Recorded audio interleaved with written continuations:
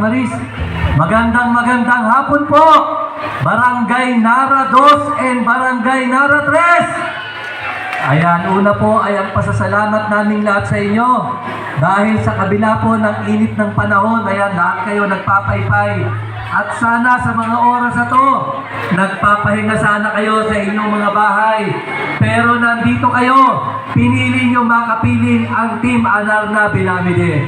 Sa atin pong lahat, siyempre, pagbibigay pugay din po at pagbibigay galang sa sangguniang barangay at sangguniang kabataan ng Barangay Narado sa pangunguna ni Kapitana Tess Manaog. At siyempre, ang sangguniang kabataan at ang sangguniang barangay ng Barangay Nara 3 sa pangunguna ni Kap Michael Ocaba. At sa atin pong nandito sa lahat po na nasa inyong harapan, ang Team Anarna Bilamide. Alam niyo po sa ating lahat, patunay na mahal po tayo ng ating mahal na Governor John Vic Remulla dahil kahit kailan hindi niya po nakakalimutan ang bayan ng Silang. Ganun din po ang pagmamahal ng ating Vice Governor Athena Tolentino sa bayan ng Silang. Natikman, may lugaw po ba si may lugaw? Wala, naku sayang, hindi nyo natikman ng lugaw ni Vice Governor Athena Tolentino.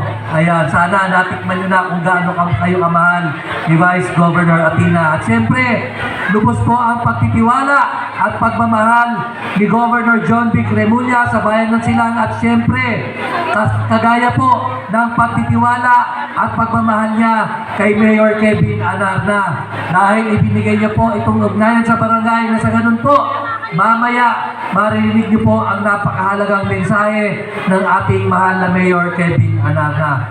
Andito po ang buong lapihan ng Team Anarna Caranza, Team Anarna Bilamide, sorry.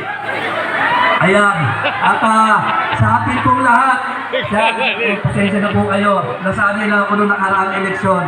Ayan, at sa atin pong lahat, ayan, kami po ni Board Member Ivy Reyes, muli po ay bumabalik bilang Board Member na ating distrito. Nang sa ganun po, ay maipagpatuloy ko namin po ang aming paglilingkod dito sa bayan ng Silang.